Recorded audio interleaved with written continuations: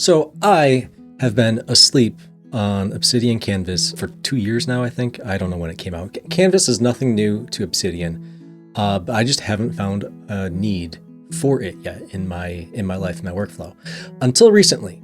And that's why I've come here today in the form of a YouTube video to help you learn how to make a better cookbook. So first off, what is Obsidian Canvas? Very simply, Canvas is like a desktop. You can create cards. You can link it to other, you can link into other files in Obsidian. This is the same file all over again. But in terms of cookbooks, what I do is I just use cards. So card 1, card 2, and then what you get to do is you get to link cards together. And this all together, this is basically what we're going to be doing. This together, you group it, makes a workflow. So as you might be able to guess, we're not so much making a cookbook or even a cookbook recipe. We're making more of a recipe workflow. Let me get myself out of here. So this is what I've done so far. This is my own little cookbook. And as you can see, it's not just a literal straight down the page recipe. It's an actual workflow of how to make spaghetti and meatballs. It's a workflow of how to make mac and cheese, right? This is why it's so much better, I think. Compare that to like my actual note, right? Where this is just like a linear page of here's the ingredients you need, here's more ingredients you need, here's more. Oh, well, okay. So actually, no, this is a mix. I try to mix this in. I try to make this easier for myself before I discovered Canvas. It's, I've got ingredients and then the directions mixed in, which gets confusing. This, I think, is way better because now you have that nice separation. You still have the ingredients, right? But then they all contribute into like what you're actually doing. Wonderful. I love this. I've done this on a few different recipes. Chicken marinade, haven't made that one yet. Haven't made this one yet. Anyway, I think you get the idea. I don't think I need to belabor this too much more. But I think what would be good is to show you how these are made. And we can do that because I have a recipe that my sister sent me. And just basically copying and pasting in. You can kind of almost see right here, these are the cards, right? So here's our ingredients. I'll speed through this so you don't have to watch me clicking around so much. Okay. So we've got everything pasted in here haphazardly like a messy desk. Now what we're going to do is go through and organize this, make this a little more sane. Okay, so while you're watching this very fast clip of me going through arranging these by hand, it turns out all you need to do is select them all, left click, and arrange into a column or into a grid or into a row, whatever you please. I did not realize that. Like I said, I've been asleep on this, so I'm still learning, and that's okay. Okay, so now we've got things kind of split into ingredients and into our workflow. Let's take a look at our ingredients and see if we can subdivide these a little more. There. Since this is the first step, we'll put these guys together, and then we can visualize putting them all into the first card.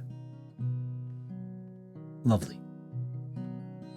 And there is like a bit of an order to this, right? Salt and pepper is the last one. Chicken. I don't think it really matters that much, but whatever. Pour soup over chicken. So cream of chicken soup. Then add the thyme.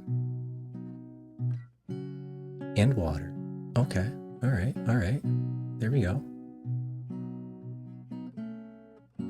Making sure the chicken is fully submerged. Cool. And then discard the thyme. I don't know how I'll visualize that, but we'll figure out a way. Shred with 2 forks, mix, combine. Stir in the celery. Cool. Slice the biscuits and cross halfwise and arrange over. Cool. Where'd the peas go? We're missing something. Where'd the peas go? Oh, they go there. Cool. So there you go.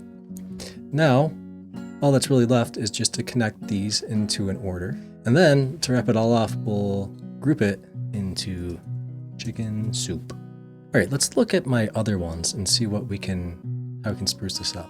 Oh, I put nice little titles in there. Oh, I like that. Okay, so let's give ourselves some more space. And boom, that looks plenty fine enough. I think we could improve this a little bit. Let's take a look at my other recipes though and see what I did there, because I feel like there's a bit more of an organization to it. Yeah, okay, here's a good example.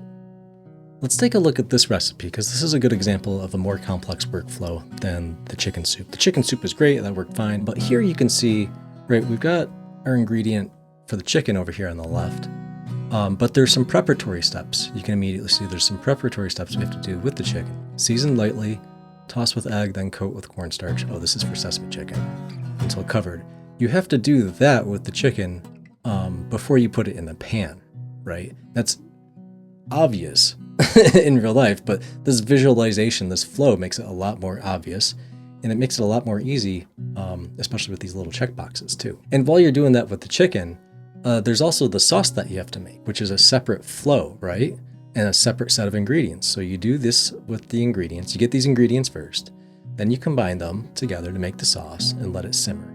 And then once these two separate things are done, they come together to make your sesame chicken. And then finally a finish that goes on top. I think that's really like the big advantage here of Obsidian Canvas, is it creates a desktop for you to work on. It creates a flow. It's not just a linear thing, right? This linear page here, hey, let's talk. This linear page here is nice in a way, in like literally getting it down on paper, but this is a flow, which is much closer to reality and how you're actually going to be cooking.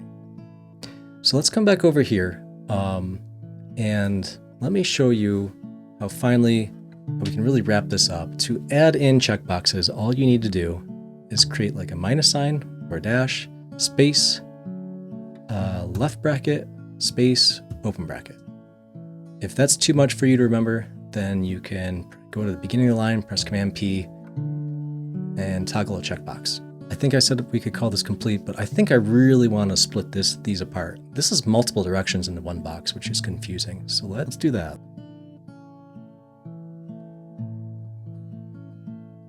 Boom. Okay. You know, I think this only needs one more thing. One more card. Serve. Absolutely unnecessary. But here we go. Okay. So this is it. The final result. I think that looks pretty good, right? I feel like this makes more sense to me. You could continue prettying this up a little bit more, but I don't want to waste too much of your time over just little semantic things like that.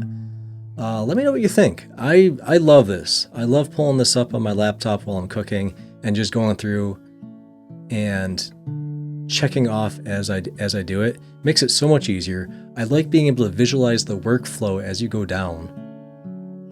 I like having the ingredients separated out visually. I love that there's a sense of time and organization to this, right? If I were making this recipe, I'd start with the chicken and work over here, and I would know, don't worry about the biscuits quite yet. Like, start doing this stuff first. I love all that. Let me know what you think. I think this is great. I disappeared, sorry. I think this is great. Let me know what you think and how you use Obsidian Canvas, because I've been asleep on this. I want to use it more. I'm looking for more ways to use it in my day-to-day life. Recipes is just the way that I've started doing that. So let me know what you think. Thanks for stopping by.